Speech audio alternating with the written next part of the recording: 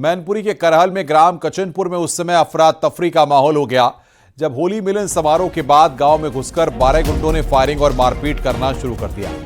गांव में चीख पुकार मच गई। लोग बचाव के लिए प्रधान की तरफ भागे तो दबंगों ने प्रधान के आवास को घेरकर फायरिंग करना शुरू कर दिया।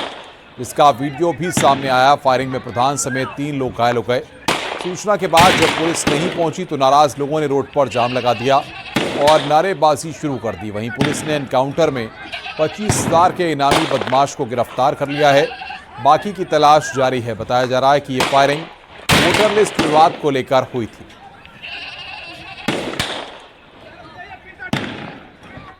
इनके ऊपर हमला किए, फायरिंग में 3 घायल हुए। इनको इलाज के लिए तत्काल सरकारी हॉस्पिटल भिजवा दिया गया। इनमें वर्चस्व की लड़ाई थी और कारण ये था कि आशीष और बिट्टा ने कंचनपुर में अपना वोटर में नाम डलवा दिया जिसका विरोध था, जिसके संदर्भ में इनमें वाद विवाद होता रहता था और जिसकी वजह से कल ये घटना हुई और इसको जिला बदर घोषित कर दिया गया था। और लेकिन ये कल आया और इसमें FIR दर्ज हुई, 25,000 का इनाम घोषित किया गया। और बातचीत करने के लिए हमारे सहयोगी देवेंद्र चौहान इस वक्त फोन लाइन पे जुड़ रहे हैं। देवेंद्र, क्या ये पूरा मामला था? फिलहाल क्या निकलकर सामने आया है? बिल्कुल, ये मैनपुरी के करहल का थाना करहल इलाके का मामला है और इसमें हालांकि जो शुरुआती दौर में जो बात आई है वो केवल वर्चस्व की आई है। एक दूसरे गांव में वोट बढ़वाने को लेकर विवाद था और ये दोनों ही पक्ष बेहद दबंग के लोग हैं, दबंग किस्म के हैं और दूसरा पक्ष जो था उसने जो है फायरिंग वायरिंग की है और उसके लाइव वीडियो सामने आने के बाद जो है ये पूरा मामला खुल के सामने आया है। हालांकि इस मामले में ग्रामीणों को कहना था कि पुलिस देरी से पहुंची, जिसके कारण काफी देर ग्रामीणों ने हंगामा भी किया, लेकिन पुलिस ने देर रात इस मामले को गंभीरता से लेते हुए एक आरोपी को गिरफ्तार कर लिया है। हालांकि उससे मुठभेड़ हुई है, मुठभेड़ के बाद वो उसके गोली लगी है और उसको अस्पताल में भर्ती कराया गया है, जबकि जो और आरोपी हैं वो अभी भी पुलिस की गिरफ्त से बाहर है। जी, बहुत बहुत शुक्रिया आपका हमारे साथ जुड़ने के लिए और बातचीत करने के लिए। गाजियाबाद नगर पालिका परिषद से जुड़ी बड़ी खबर है। नगर पालिका परिषद चेयरमैन पर FIR दर्ज हुई है। रंजीता धामा पर आय से अधिक संपत्ति का केस दर्ज हुआ है। विजिलेंस ने जांच के बाद मुकदमा दर्ज कराया है। विजिलेंस ने लखनऊ में दर्ज कराया है मुकदमा। पति मनोज धामा पर भी केस दर्ज किया गया है।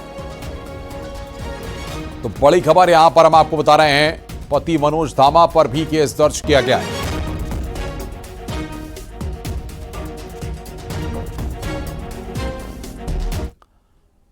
बागपत में पुलिस और गौतस्करों के बीच एनकाउंटर हुआ। पुलिस ने 3 गौतस्करों को गिरफ्तार किया है। कब्जे से 2 तमंचे और चाकू मिला है। पकड़े गए तस्करों ने पशु चोरी कर जंगलों में कटान किया था। पुलिस 4 गौतस्करों की तलाश कर रही है। हाल ही में असारा गांव से 3 बैल चोरी हुए थे, जिसके बाद से पुलिस तस्करों की तलाश में जुटी थी।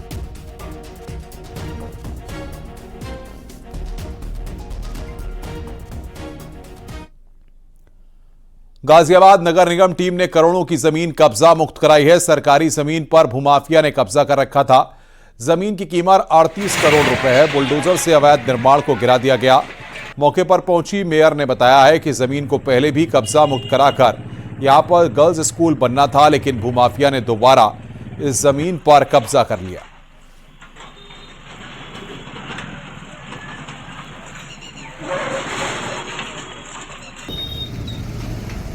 पहले भी चेतावनी दी गई थी, ये बड़े भूमाफिया है, बार बार कब्जा करते हैं कहने के बाद भी आज बड़ी कार्रवाई हुई है। पूरे ऑफिसर हमारे, अभी MLA भी साथ में गए हैं जरूरी काम से, तो सारी कार्रवाई खत्म की है। किंतु उसके बाद में एक बात और बताना चाहती हूँ कि आगे भी एक सुभाष मल्ला नाम का व्यक्ति है, उसने भी बहुत बड़ी जमीन कब्जा रखी है, जगत गांजा अफीम का काम करता है। अगली कार्रवाई उसी के ऊपर होगी। 1 इंच भी सरकारी जगह कब्जाने नहीं दी जाएगी। ये जनता की धरोहर है, ये नगर निगम की संपत्ति है, ये गाजियाबाद की जनता के काम आएगी। अगर किसी ने भी अवैध कब्जा करने की कोशिश की तो उसे बिल्कुल भी न छोड़ा जाएगा न बख्शा जाएगा। शाहजहांपुर में स्ट्रीटर रमजान अली और रमजानी के अवैध कब्जे को खाली कराया गया। आरोप है कि वो पिछले 1 साल से सरकारी तालाबों को पाट रहा था, जिसकी शिकायत की गई, लेकिन किसी ने कोई कार्रवाई नहीं की। जब जिलाधिकारी को इसके बारे में पता चला तो उन्होंने तत्कालीन लेखपाल को सस्पेंड करने के आदेश दिए। डीएम के आदेश पर नए लेखपाल ने थाना सिंधौली में स्ट्रीटर रमजान अली पर मुकदमा दर्ज कराया है और जमीन को कब्जा मुक्त कराने के लिए राजस्व टीम के साथ पुलिस फोर्स मौके पर पहुंची। इंस्टीट्यूटर रमजान अली पर करीब 30 मुकदमे दर्ज हैं, जिसमें गुंडा एक्ट, गैंगस्टर और एनएसए तक की कार्रवाई शामिल है।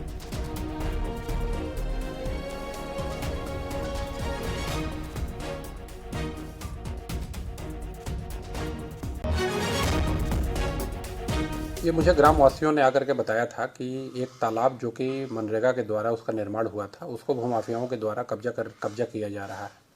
इस पे तत्काल एसडीएम को और टीम को भेजा गया वहाँ पर, और मौके पर से सारा कब्जा हटवाया गया। लेखपाल को सस्पेंड किया गया है, और जो भी लोग कब्जा कर रहे थे उन लोगों के खिलाफ एफआईआर दर्ज कराई गई है। और मैं ये कहना चाहता हूँ कि माननीय मुख्यमंत्री जी की सर्वोच्च प्राथमिकता है भूमाफियाओं के खिलाफ कार्रवाई। इस प्रकार की अगर कहीं पे भी जिले में कोई एक्टिविटी पाई जाएगी तो इसी प्रकार से बहुत ही सख्त कार्रवाई की जाएगी।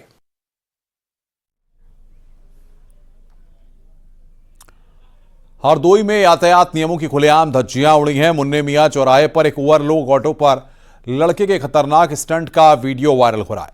वीडियो में दिख रहा है कि ऑटो में पहले से ही कई सवारियां बैठी हैं। जगह न मिलने पर एक युवक ऑटो की छत पर लेट गया। इस तरह की घटनाओं से पहले भी कई सड़क दुर्घटनाएं हो चुकी हैं। स्टंटबाजी न केवल स्टंट करने वालों के लिए खतरनाक है, बल्कि बाकी यात्रियों की जान भी जोखिम में डालती है।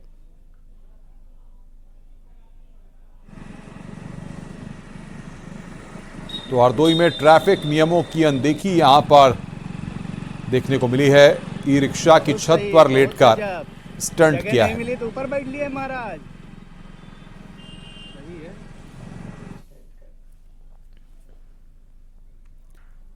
आगरा में एसटीएफ ने बड़ा खुलासा किया है। एसटीएफ टीम ने फर्जी मार्कशीट बनाने वाले एक आरोपी को गिरफ्तार किया, जिसके पास से कई फर्जी मार्कशीट बरामद की गई हैं। सूचना मिली थी कि केदारनगर में एक व्यक्ति फर्जी मार्कशीट बनाता है। छापेमारी के दौरान गिरफ्तारी हुई। पूछताछ के बाद उसने बताया कि on demand high school, inter और ग्रेजुएशन की मार्कशीट बनाता था, इसके बदले में 2 से 2.5 लाख रुपए लेता था।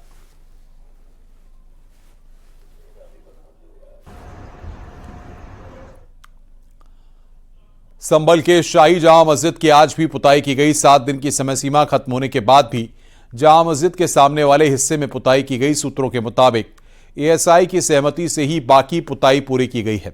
बता दें कि इलाहाबाद हाईकोर्ट ने एएसआई की निगरानी में शाही जामा मस्जिद की पुताई कराने का आदेश दिया था।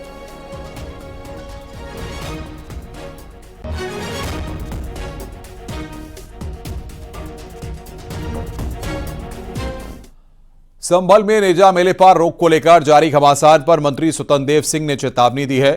उन्होंने कहा है कि किसी को भी दंगा या माहौल बिगाड़ने की इजाजत नहीं है। प्रदेश का माहौल किसी भी हाल में बिगड़ने नहीं दिया जाएगा। योगी सरकार सभी वर्गों की खुशहाली के लिए काम कर रही है। पिछली सरकारों का हाल जनता ने देखा है। राज्य के अंदर एक कानून का राज है। किसी को दंगा करने का अनुमति नहीं मिलेगा, किसी को प्रदर्शन उस प्रकार का जिस राज्य का माहौल खराब करें। आज हिंदू हो चाहे मुसलमान, आप देख रहे हैं सभी का विकास हो रहा है।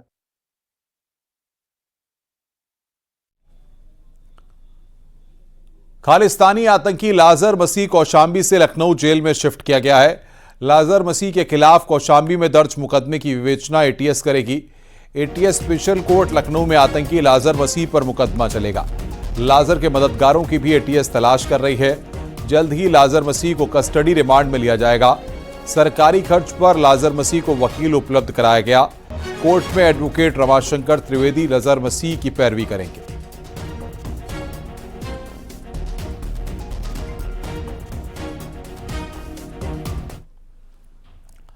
ललितपुर में सैकड़ों साल पुराने किले की जमीन पर अवैध मजार का निर्माण करने का आरोप लगा है, जिसे लेकर विश्व हिंदू परिषद और बजरंग दल के कार्यकर्ताओं ने डीएम को ज्ञापन दिया और अवैध निर्माण पर कार्रवाई की मांग की है। ज्ञापन में किले की जमीन पर इस्लामिक झंडा और पार्क बनाने का भी आरोप लगाया है। पूरा मामला कोतवाली मेहरौनी क्षेत्र के कस्बे का बताया जा रहा है। फिलहाल डीएम ने जांच का भरोसा दिया है। वीएचपी और बजरंग दल ने डीएम को यहां पर कार्रवाई के लिए कहा है। अवैध कब्जा के विरुद्ध ज्ञापन दिया है डीएम साहब को। मेहरौनी तहसील में किला है राजा मर्दन सिंह का, और किले के बाहर एक बावड़ी, बहुत पुरातत्व महत्वपूर्ण बावड़ी है, पुरातात्विक महत्व की। उस बावड़ी को कुछ लोगों ने पाट के उस पर स्लैब डाल के आरसीसी करके और उस पर एक मजार जैसा स्वरूप दे दिया है। और वहाँ जो मैदान पड़ा हुआ था, तालाब है, तालाब के किनारे मैदान था, उस मैदान को पूरा इस्लामिक पार्क बना दिया है। इस्लामिक झंडे लगा दिए हैं, हरे रंग से पोत दिया है, तो उस पर अवैध कब्जा है। लखनऊ में फर्जी मार्कशीट और सर्टिफिकेट तैयार करने वाले गिरोह का पर्दाफाश हुआ है। पुलिस ने गिरोह के 3 सदस्यों को गिरफ्तार किया है। एसटीएफ ने लखनऊ के पारा इलाके से तीनों को गिरफ्तार किया है। आरोपियों के पास से 51 फर्जी मार्कशीट, सर्टिफिकेट, रजिस्ट्रेशन, टीसी बरामद किया गया है। 2 लैपटॉप, फर्जी मोहर, एक कार और बाइक भी बरामद हुई है। ये गिरोह अलग अलग एजुकेशन बोर्ड और यूनिवर्सिटी के फर्जी सर्टिफिकेट बनाता था। फर्जीवाड़े करके गोडैडी बिकरॉक नाम से वेबसाइट भी बनाई। इस गिरोह ने कई यूनिवर्सिटी से मिलते जुलते डोमेन भी ले रखे थे और सर्टिफिकेट बनाने के लिए 15-20 हजार रुपए वसूलते थे।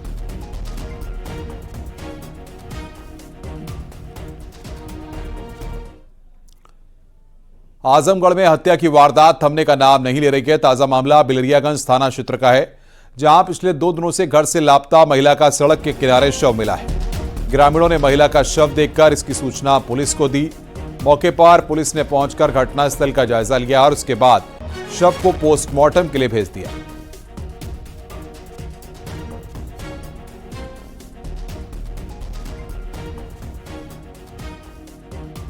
आज सुबह लगभग 7 बजे एक सूचना प्राप्त हुई कि सड़क के नहर के पास में एक महिला की डेड बॉडी पड़ी हुई है। इस सूचना पर थाना बिल्लागंज की पुलिस, सीओ सगड़ी और मेरे द्वारा घटनास्थल का निरीक्षण किया गया। मौके पर जानकारी की गई तो ये जानकारी प्राप्त हुई कि ये 18 तारीख को इन महिला की गुमशुदगी भी थाने पर दर्ज की गई है। तभी से लापता थी और इनका पता नहीं चल रहा था। आज इनकी डेड बॉडी यहाँ मिली है। हम लोगों ने डेड बॉडी को नियमानुसार कब्जे में लेकर पोस्टमार्टम के लिए भिजवा दिया गया है। पोस्टमार्टम की रिपोर्ट प्राप्त होने पर और अन्य साक्ष्यों की कार्रवाई पर इसके रोज जो भी इसमें घटना में कारित करने वाले अपराधी होंगे उनके विरुद्ध सख्त से सख्त कार्रवाई की जाएगी। ये कहाँ की रहने वाली है महिला? महिला का नाम अनीता यादव है और ये रामपुर बिलागंज की रहने वाली। लखनऊ से बड़ी खबर है। मलिहाबाद में लूट के बाद महिला की हत्या का मामला। लखनऊ पुलिस कमिश्नर ने वारदात में की बड़ी कार्रवाई। लापरवाही पाए जाने वाले कुल 7 पुलिसकर्मी सस्पेंड किए गए हैं। एसएचओ आलमबाग, चौकी प्रभारी आलमबाग, बस स्टैंड आलमबाग, थाने के नाइट अफसर, बस स्टैंड ड्यूटी पर तैनात 2 पुलिसकर्मी, पीआरवी कमांडर और कांस्टेबल को तत्काल प्रभाव से सस्पेंड किया गया है। वारदात के खुलासे के लिए क्राइम ब्रांच के साथ साथ ईस्ट, वेस्ट और सेंट्रल जोन की स्पेशल टीमों को लगाया गया है। अयोध्या की रहने वाली महिला का कल मलिहाबाद में शव मिला था। पोस्टमार्टम रिपोर्ट में गला कसकर हत्या की पुष्टि हुई।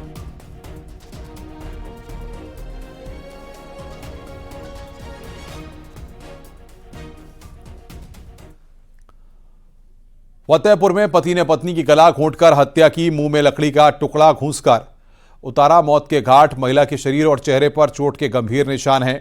वारदात के बाद आरोपी पति मौके से फरार हो गया। आए दिन पत्नी के साथ मारपीट करता था। पुलिस ने शव को कब्जे में लेकर पोस्टमार्टम के लिए भेजा है। ललौली इलाके के खटौली गांव की घटना है।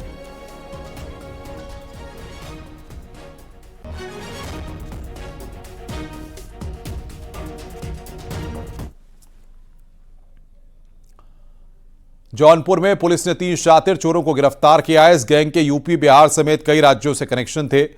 चोर गिरोह मोबाइल की दुकानों का शटर काटकर लाखों का मोबाइल चोरी करते थे और नेपाल में ले जाकर बेचते थे। गिरफ्तार किए गए चोरों के पास से 2 लाख के मोबाइल बरामद किए गए हैं। तीनों की गिरफ्तारी सीसीटीवी फुटेज के आधार पर की गई है।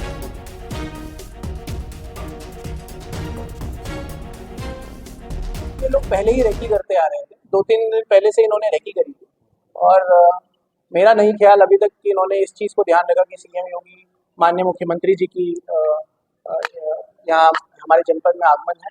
इन्होंने चोरी के अंजाम को पहले से ही सोच रखा था कि आज के दिन चोरी करेंगे और ये अलग अलग शटर पे खोलने का ट्राई करते रहते हैं। जहाँ ये शटर खोल पाते हैं वहाँ पे चोरी कर लेते हैं। जो बाकी रिकवर मोबाइल है, जो रिकवर नहीं होता है, वो कैसे करा? ये जल्द से जल्द रिकवरी करने की कोशिश की जा रही है। कौशाम्बी में माफिया अतीक के गुर्गे उमर की एक तस्वीर वायरल हो रही है, जिसमें दर्जनों हथियारों के साथ उमर दिखाई दे रहा है, जो कि अतीक के चकिया के दफ्तर की बताई जा रही है। बता दें कि गुर्गे उमर ने बीजेवाईएम के जिला महामंत्री हर्ष केशरवानी पर जमीनी विवाद को लेकर जानलेवा हमला किया था। मामले में उमर, सलमान समेत 56 लोगों पर मुकदमा दर्ज हुआ है। बता दें कि अतीक के गुर्गे ने 50 लाख की रंगदारी न देने पर हर्ष के सरवानी पर हमला कर दिया था, जिसके बाद अभी तक फरार है। अब उसकी तस्वीर वायरल हो रही है।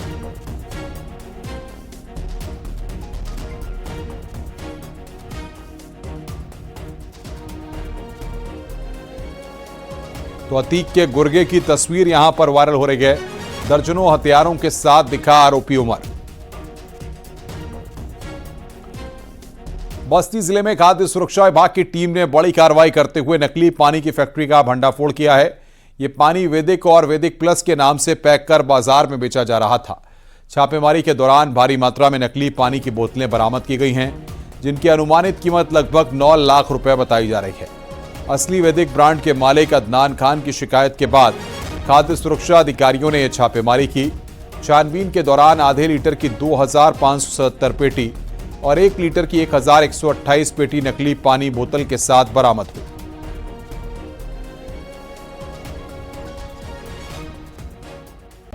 शिकायत है कि उनके प्लांट का फर्जी पैकिंग करके बस्ती में एक गोदाम पर रखा गया है। तो उन्होंने एक टीम के साथ मुझे भी भेजा, तो हम लोग यहाँ आके जांच किए। तो गोदाम के मालिक श्री हिमांशु जी ने बताया कि उनको जहाँ संदेह हुआ है या माल में कुछ गड़बड़ है, तो इन्होंने खुद अदनान जी को फ़ोन किया कि आपके नाम की पैकेजिंग वाटर मेरे पास रखी हुई है। तब अदनान ने ये कहा कि नहीं, वो हमारे यहाँ की पैकेजिंग उसको आप सुरक्षित रखे रहिएगा, उसको बेचना नहीं। तभी हम लोग आगे जांच किए, इन्होंने लिख कर दिया कि यह माल कोई सतीश कुमार सिंह और मुबारक जी का है। तो इस माल को इनकी सुपुर्दगी में दिया गया है और यह कर दिया गया कि उन लोगों को सूचना दे दें। सड़क हादसे और सड़क हादसों में हो रही मौत में कमी लाने के लिए उत्तर प्रदेश पुलिस मुख्यालय लखनऊ में वर्कशॉप चल रही है। 3 दिवसीय वर्कशॉप में सड़क हादसों मृतकों की संख्या में कमी लाने, ट्रैफिक व्यवस्था को बेहतर बनाने, नए कानूनों के इस्तेमाल के लिए वर्कशॉप चल रही है। बीते 5 सालों में सड़क हादसों में मृतकों की संख्या के आधार पर पहचान किए गए सबसे 20 जिलों से 1 traffic sub inspector, 1 sub inspector पहुंचे हैं। इनके साथ पीडब्ल्यूडी के 2 कर्मचारी, यूपीडा से 1, एनएचएआई से 2 और परिवहन विभाग से 5 अफसर कर्मचारी वर्कशॉप में हिस्सा ले रहे हैं। इन 20 जिलों में लखनऊ, कानपुर नगर, आगरा, प्रयागराज, नोएडा, गाजियाबाद, गोरखपुर, बरेली, हरदोई, बुलंदशहर, अलीगढ़, मथुरा, मेरठ, उन्नाव, सीतापुर, शाहजहांपुर, बाराबंकी, फिरोजाबाद, कुशीनगर और आजमगढ़ जिले से अधिकारी शामिल हैं।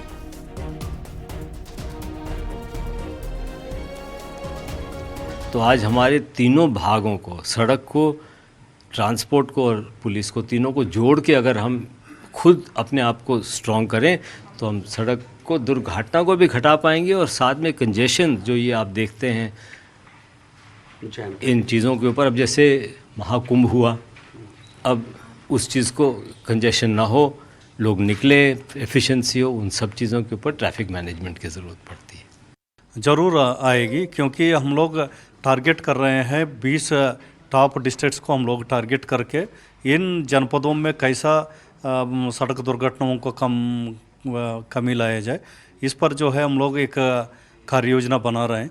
इसी प्रकार जो है, जो हाईवेज़ को भी हम चिन्हित कर रहे हैं, जिस हाईवेज़ पर ज़्यादा एक्सीडेंट्स हो रहा है और मृत्यु ज़्यादा हो रहा है, उसको चिन्हित करके उन जनपदों में, उन हाईवेज़ पर हम पेट्रोलिंग बढ़ाएंगे। जीएसटी पंजीकरण प्रक्रिया को आसान, पारदर्शी और सुरक्षित बनाने के लिए गोरखपुर में जीएसटी सुविधा केंद्र का उद्घाटन किया गया। इस विशेष केंद्र में बायोमेट्रिक आधार प्रमाणीकरण और दस्तावेज का सत्यापन होगा। जीएसटी सुविधा केंद्र के स्थापना से व्यापारियों और उद्यमियों के पंजीकरण संबंधित कामों में आसानी होगी। साथ ही इस केंद्र के माध्यम से उच्च जोखिम वाले आवेदकों के लिए बायोमेट्रिक प्रमाणीकरण सुनिश्चित किया जाएगा।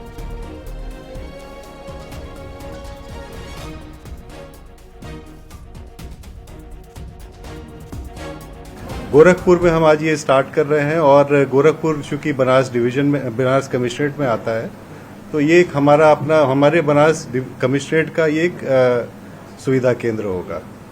इस सुविधा केंद्र में जो भी लोग रजिस्ट्रेशन के लिए अप्लाई करते हैं तो उनका एक डॉक्यूमेंट वेरिफिकेशन और आधार ऑथेंटिकेशन यहाँ से किया जाएगा। इससे कितना लाभ लोगों को? लाभ तो उसी के लिए ही किया जाता है। कोई भी भारत सरकार के लिए जो टैक्स से रिलेटेड इनिशिएटिव्स होती हैं उसका पर्पस ही टैक्स पेयर्स के लाभ के लिए होता है। इसमें कोशिश ये है कि एक सिक्योर एनवायरनमेंट बने जीएसटी का। संभल के बाद मुरादाबाद में भी हिंदू संगठन ने नेजा मेले का विरोध किया है। मुरादाबाद की बिलारी तहसील में हिंदू संगठन ने एसडीएम को ज्ञापन दिया और मांग की है कि बिलारी तहसील के गांव थामला में सैयद सलार मसूद गाजी की दरगाह पर सालों से लगने वाला नेजा मेला रोका जाए। वहीं मुस्लिम समुदाय का कहना है कि यह मेला शांतिपूर्वक होता है और सरकार को राजस्व भी मिलता है।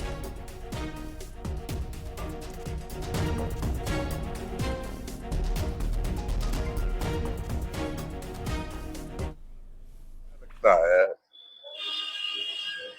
सालार गाजी के नाम पर थामले में सैयद सलार मसूद गाजी, उसके द्वारा जो है ये मोहम्मद गजनवी का सेनापति था और इसने हमारे हिंदुस्तान पर, भारत पर 20 बार आक्रमण किया। इन्होंने सोमनाथ मंदिर को भी लूटा और पृथ्वीराज चौहान को भी इन्होंने 16 बार हराने के बाद 17वीं बार जो है उसको ले गए। तो हम ऐसी कोई गलती नहीं करना चाहते कि जो है उसके नाम पर नेजा लगे। और मान के चलो सरकार का नुकसान भी है इसमें। ये मान के चलो जो पैसा आता है, जो ठेका होता है 12-13 लाख रुपए का, ये सरकारी खाते में जमा होता है और ये जो पैसा जमा होता है सरकार, मान के चलो हमारी ग्राम पंचायत सरकार को नुकसान है इसमें पैसे में, ये नहीं होगा तो क्या मांग करेंगे शासन प्रशासन से? यही मांग करना चाहते हैं जो मेला होता चला है ये मेला होने दें। इससे कोई आपत्ति, कोई आज तक कोई लड़ाई झगड़ा कुछ नहीं हुआ आज तक।